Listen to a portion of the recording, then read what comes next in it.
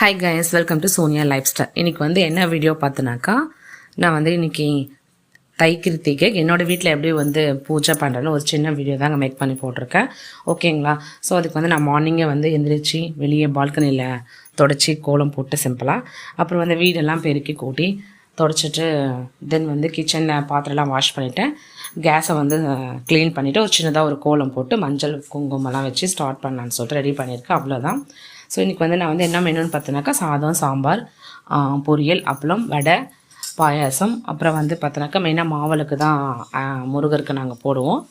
நாங்கள் அது போடுவோம், நீங்கள் எப்படி போடுவீங்கன்னு தெரிஞ்சால் எனக்கு சொல்லுங்கள். ஓகேங்களா? ஸோ அதுதான் நான் சொல்கிறேன். ஸோ வந்து இப்போ சாம்பார் தான் வந்து செய்ய போகிறேன்.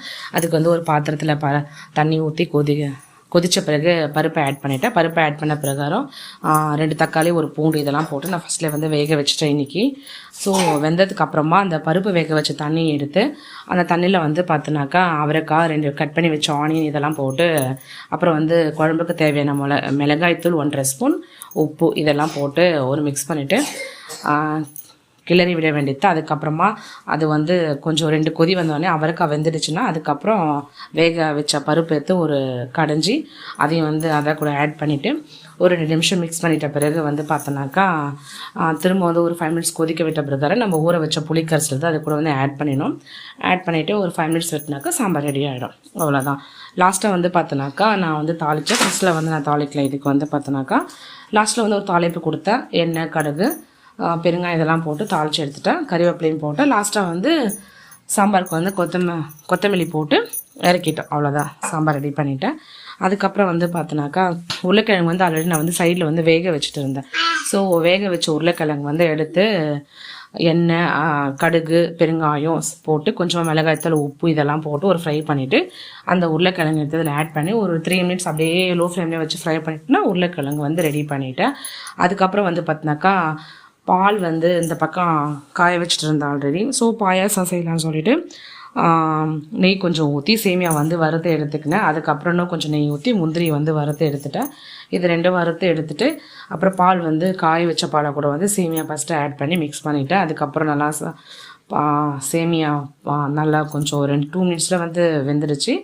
ஸோ பாயாசம் ரெடி ஆகிடுச்சு. அப்புறம் ஃபைனலாக வந்து முந்திரி போட்டு இறக்கிட்டு அவ்வளோதான். அப்புறம் லாஸ்ட்டாக சுகர் போட்டு ஆட் பண்ணி பாயசம் ரெடி பண்ணிவிட்டேன். நான் வந்து வேறு எதுவும் திராட்சை பழம்லாம் சேர்க்கலைங்க. நான் முந்திரி மட்டும் தான் போடுவேன் எப்பவுமே. ஸோ அதனால் அதை மட்டும் போட்டேன். அவ்வளோதான். ஸோ பாயாசம் ரெடி பண்ணிவிட்டேன். அதுக்கப்புறம் பார்த்தோம்னாக்கா வடைக்கு வந்து பருப்பு ஊற வச்சுட்டு இருந்தேன் மார்னிங்கே நான் குளிச்சுட்டு. ஸோ அதுக்கப்புறம் வந்து பார்த்தோன்னாக்கா கடலைப்பருப்பு, உளுத்தம் பருப்பு, பச்சை மிளகா, பூண்டு இதெல்லாம் போட்டு கிரைண்ட் பண்ணிக்கிறேன். கிரைண்ட் பண்ணிட்ட பிறகு வடைக்கு தேவையான வெங்காயம்லாம் கட் பண்ணி வச்சுட்டு அதையும் ஆட் பண்ணிவிட்டு கொத்தமல்லி, கறிவேப்பிலை இதெல்லாம் அப்புறம் ஆட் பண்ணிவிட்டு அப்புறம் வந்து அது கூட ஒரு 1.5 ஸ்பூன் வந்து அரிசி மாவு வந்து நான் ஆட் பண்ணிக்கிறேன். எதுக்குனாக்கா கொஞ்சம் கிறிஸ்பியாக இருக்கும்.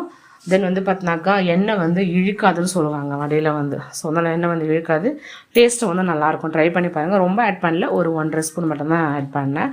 இதெல்லாம் ஆட் பண்ணி வடை வந்து நான் வந்து போட்டேங்க. அவ்வளோதான், வடை போட்டு ஸோ வடையும் வந்து ரெடி ஆகிடுச்சு. அதுக்கப்புறம் வந்து அப்பளம் பொரிச்சேன். அந்த வீடியோ வந்து நான் எடுக்கல. ஸோ அப்பளம் ரெடி பண்ணிவிட்டேன்.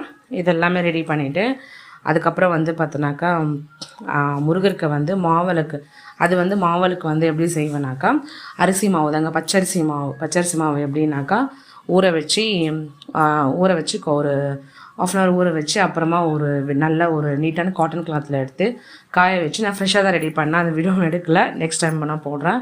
ஸோ காய வச்சுட்டு ஃபேன் காற்றுலேயே காய வச்சுட்டு அதுக்கப்புறம் நம்ம மீடியமாக ரொம்ப ஈரமாக இருக்கக்கூடாது, அதிரசத்துக்கு மாவு அரைக்கிற மாதிரி மீடியமான ஒரு ஈரத்தோடு எடுத்து மிக்சியில் வந்து அரைச்சிட்டு நம்ம அப்படியே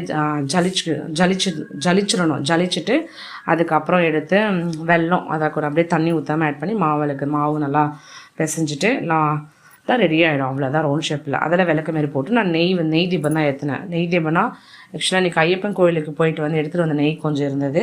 அந்த நெய்யை வந்து நான் ஆட் பண்ணி தீபமாக வந்து போட்டேன் இன்றைக்கி. அவ்வளோதான். ஸோ முருகருக்கு வந்து நெய் தீபம் தான், அதுவும் மாவிளக்கு தான் மெயின்னு. இன்னும் அதை வந்து ரெடி பண்ணிட்டேங்க. ஸோ ஓகேங்களா, அவ்வளோதான் இன்றைக்கி ஸ்பெஷல் எங்கள் வீட்டில். ஸோ சாதம், சாம்பார், பொரியல், அப்பளம், வடை, பாயாசம், மாவிளக்கு இதான் மெயின். ஸோ முருகருக்கு தேவைன்னா ரெடி. இன்றைக்கி எங்களோட சிம்பிள் பூஜை கைஸ். ஓகேங்களா? ஸோ பிடிச்சிருந்தா சப்ஸ்கிரைப் பண்ணுங்கள். எதனா மிஸ்டேக் இருந்தால் சொல்லுங்கள், சரி பண்ணிக்கிறேன். வாய்ஸ் சரியில்லைன்னா அட்ஜஸ்ட் பண்ணிக்கோங்க. ஓகேவா கைஸ்? நெக்ஸ்ட் டைம் பார்க்கலாம். Bye guys, by.